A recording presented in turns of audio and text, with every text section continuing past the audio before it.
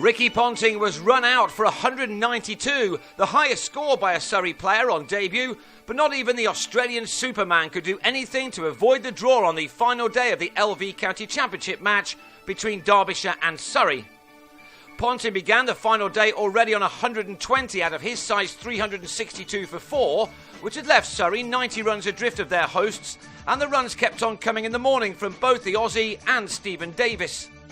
On what has been a batting-friendly pitch from day one, anyone who missed out will be annoyed with himself, Ponting was soon racing along playing some of his trademark shots, most notably the pull off the front foot. Yes, he's still enjoying scoring runs off English bowlers, even though he's now retired from the international game. A classical cover drive off Mark Turner took Ponting to his 150 on his debut after 50 minutes of play. He'd now been at the crease for 225 balls, and that delicious shot brought him his 18th 4. He looked set to go on and make something astronomical. Davis was no slouch either. He raced to a half-century off only 46 deliveries with this couple off David Wainwright, the pick of the Derbyshire attack, although that's not to say that his name was up in lights. Surrey were now closing in on the lead, with the former England keeper getting to the 50 mark with 6 4s in his sprightly innings. The lead stood at just 5 when his cameo was ended by Wainwright on 59, Billy Godleman taking a good catch in the deep to end the 5th wicket partnership on 105, which had come off only 20 overs. Ponting was using all of his shots by now as he guided his side into the 500s and moved to within 8 of a double hundred himself. What a start to his Surrey career that would have been. Yet he was denied it when he was brilliantly run out by the wicketkeeper Richard Johnson just before lunch. Ponting actually guilty of ball watching. Still, it's hard to criticise a man who'd made 192 off 271 balls after nearly 6 hours of batting. Surrey carried on batting into the afternoon in a game which, with Ponting out, had all become a little pointless.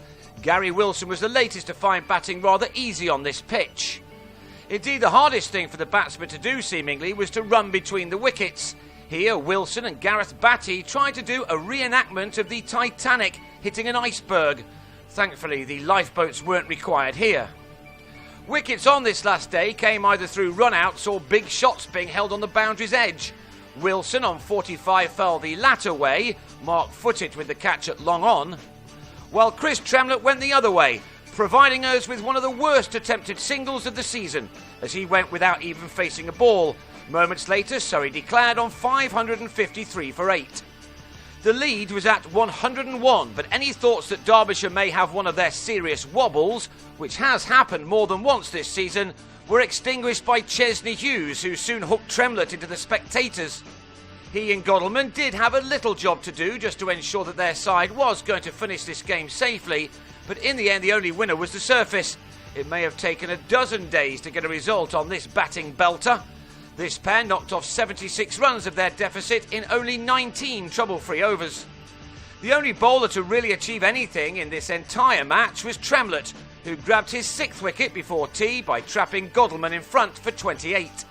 Hughes, who got a golden duck in the first innings, ensured that he filled his boots this time around, easing to his 50 with a single off Tremlett. He'd needed only 56 balls to achieve that, and those had contained 4 4s and that 1 6. At his best, Hughes looks to be a very good player, and one who folk at the top of the game will surely be keeping an eye on. A bigger shot soon followed. Let's be frank, when Hughes hits a ball, it stays hit. Just ask the Yorkshire bowlers about that. This was a mighty, mighty blow. Tremlett persevered right to the very end. He bowled Wayne Madsen in the final session for 8. And then he ended Hughes' innings on 68 by swinging one past his defences. We can't finish these highlights without another terrific Tim Linley appeal. He was convinced that he had Shivnarine Chanderpaul out for a duck. It was the West Indians' brilliant first 100 which had set the tone for this match, and he finished off in the same way too by striking Xander de Brain for 3 successive 4s just before the captain shook hands on the draw. Derbyshire ended on 164 for 3 with a few runs for both Chanderpaul and Wes Durston. Surrey took 9 points to Derbyshire's 8, which at least means that the visitors are now only 1 point behind Somerset and with a game in hand. Derbyshire remain bottom, 14 points off safety, but also with a game in hand. Both, though, remain winless.